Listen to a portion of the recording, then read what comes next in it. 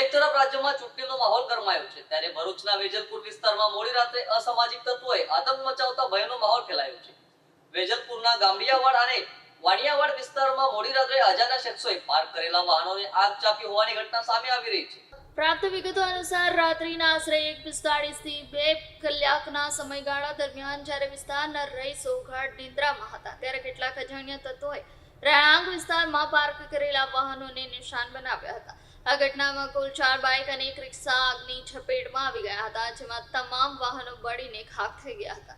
અચાનક લાગેલી આગને કારણે આસપાસના વિસ્તારમાં ભય અને ગભરાટનો માહોલ સર્જાયો હતો અને સ્થાનિક લોકો ઘરની બહાર દોડી આવ્યા હતા. પ્રાથમિક અંદાજ મુજબ આગ કુદરતી કારણોસર નહીં પરંતુ ઈરાદાપૂર્વક લગાવવામાં આવી હોવાની શંકા વ્યક્ત કરવામાં આવી રહી છે. ખાસ કરીને ચૂંટણીના ટાણે બનેલી આ ઘટનાને લઈને અનેક પ્રશ્નો ઊભા થયા છે. શું આ પાછળ કોઈ ચોક્કસ ટોળકી સંડોવાયેલી છે કે પછી વિસ્તારમાં શાંતિ ભંગ કરવાનો કોઈ પ્રયાસ કરવામાં આવી રહ્યો છે? તે દિશામાં ચર્ચાઓ તેજ બની છે. ઘટના બાદ સ્થાનિક રહેવાસીઓમાં રોષની લાગણી જોવા મળી રહી છે અને તેઓ દ્વારા તંત્ર પાસે સખત અને નિષ્પક્ષ તપાસ કરવાની માંગ ઉઠાવવામાં આવી છે.